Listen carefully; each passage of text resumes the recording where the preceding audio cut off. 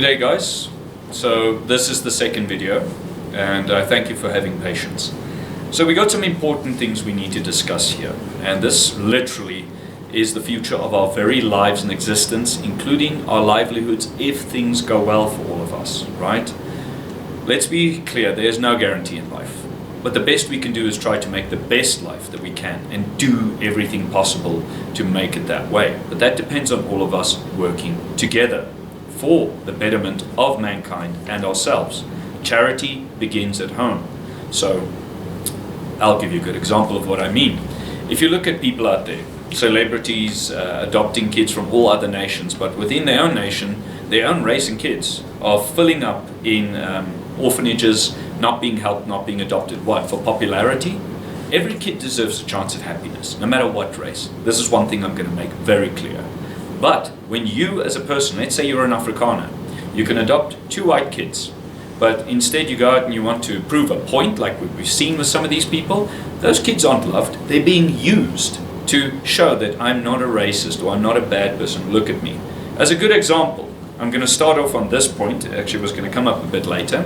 But let's quickly look at some of the charities out there, right? Charities that I've helped as well, and I've helped abused women and children, black kids mainly and black women mainly. And if you look at it, not one white person is in there. Although my heart breaks and I want to help those people, and we did great work helping those people, all these charities are run by white people, and all of it is to help black people. And again, there's help needed everywhere, not just in one area. And we can't blame the past or anything. What's happening now is happening now. We need to address it. This is where I get stuck with a lot of the thinking of these bleeding hearts out there. They want to do good, but when you go around their neighborhood, you see a bunch of suffering white kids, Indian kids, colored kids. Not one of them is getting helped. How can we look at ourselves in the mirrors and say we're doing the right thing when we're doing it because it's popular? I mean, what's wrong with you people? Where's your humanity? When you can actually go out right next door with a starving neighbor, let's say, and buy them a bread or help them out. No, because it's not in the media and it's not popular, so it doesn't make me look good. Doing these things in secret is not how I want to be. I'm doing it for the popularity and to do what's politically right instead of what's morally right. Okay, so again, I want to go back into the Oval Office discussion.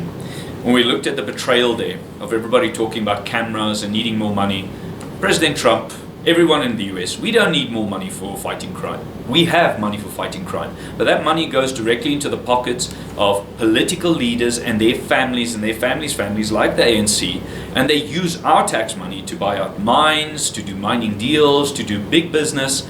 And where does that money ever go? To their own people. We keep on talking about BEE like it's saving the black people, but it's not, because guess what? They are not letting that money reach the black people. The only time they do it is to look good in the media, where they will use some of that money to make it look like they're doing something good for the broader based black community, which is a lie. It's an absolute lie, and that's why the black community is suffering. There's no justice in those communities. The police stations barely work, or the police are too scared to move around there because of gangs. I mean, come on guys, really.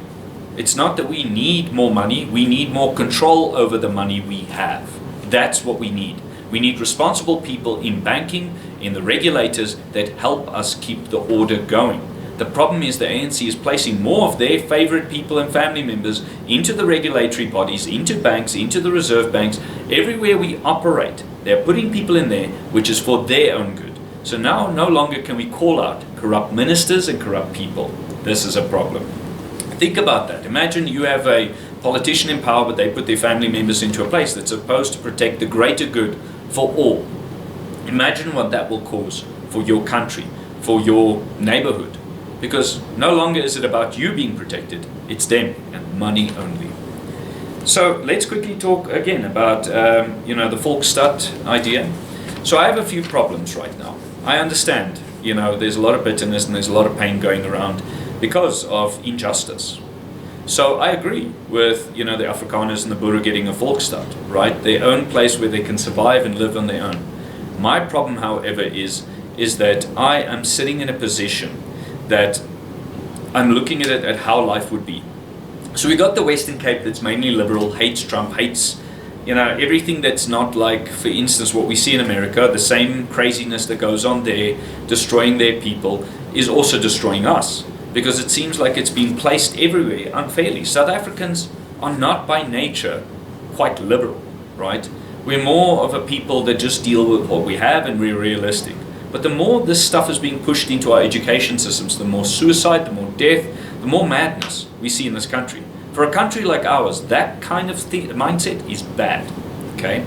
And I don't think it's right that here, in the suburbs and in the cities, that the white people and every other person must be sacrificed so that we can obtain this goal of having the whole Western Cape and a bigger part to be the new country for Afrikaners, whites and people, because I don't feel that's right.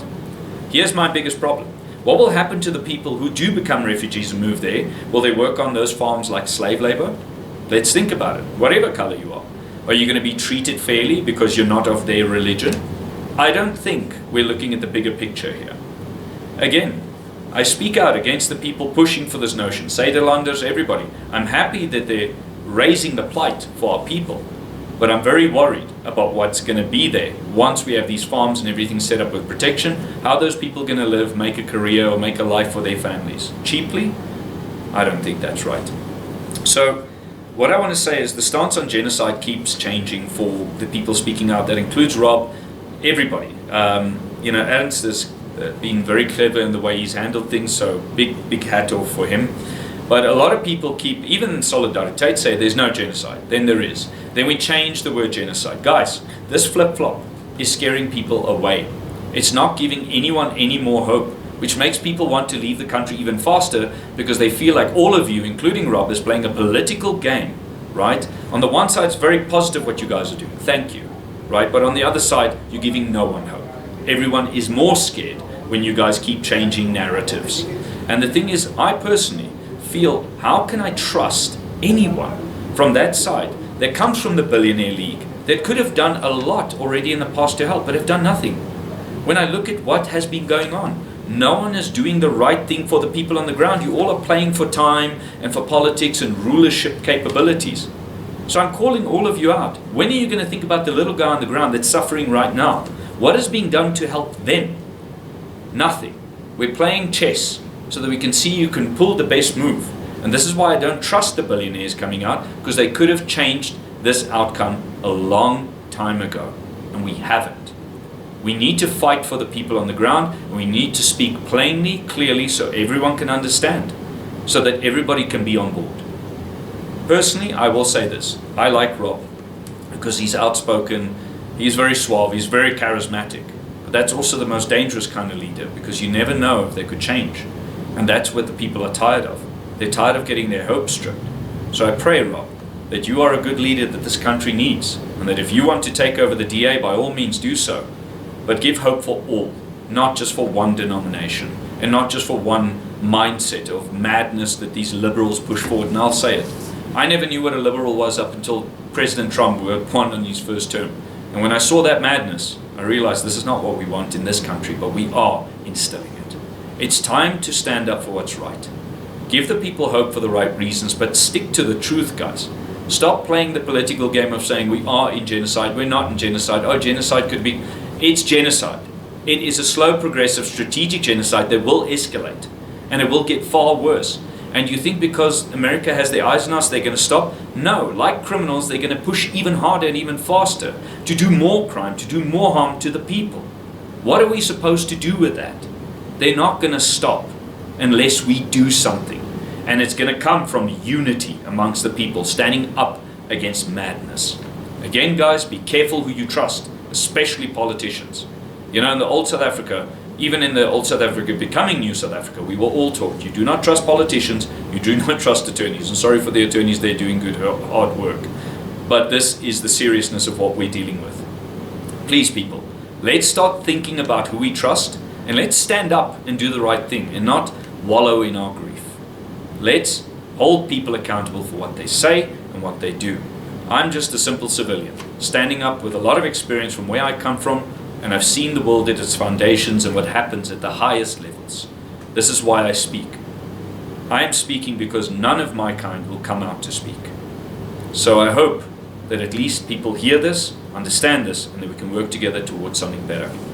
And just one last point is this politics only benefits the rich and the powerful. The same people who benefited off of apartheid, white, black, any race, are the same people benefiting now. Just remember that. And the only way a lot of these guys seeing things work out is through a civil war. And I have to ask all of you, is that really what you want? Is that really where we have to go? See more death and bloodshed before things change? I know I don't want it. But I'm telling you, there are a lot of people who will stand their ground and fight to the death before they see their family die in a war. I hope that all of you take what's happening quite seriously. And stop denying what's happening. Stop living in your lofty world and thinking that everything will be okay. We have to be the difference. Good day, guys. I hope everything goes well with all of you.